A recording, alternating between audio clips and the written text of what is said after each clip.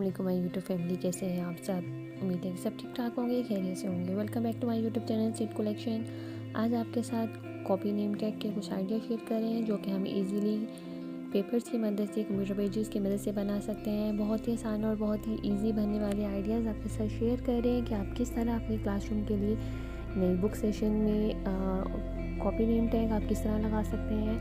बहुत ही आसान फाइल्स पे लगाने के लिए, कॉपीज़ पे लगाने के लिए, बुक्स पे लगाने के लिए इनके नेम टैग्स आपको आइडियाज़ देख रहे हैं कि आपने किस तरह सिंपल हार्ड चार्ट का इस्तेमाल करते हुए, ग्रे पेपर का इस्तेमाल करते हुए और आपने कंप्यूटर पेजेस का इस्तेमाल करते हुए किस तरह से आपने नेम टैग्स बनाने हैं। बहुत ही आसान और बहुत ईजी बनने वाले ये आइडियाज़ हैं।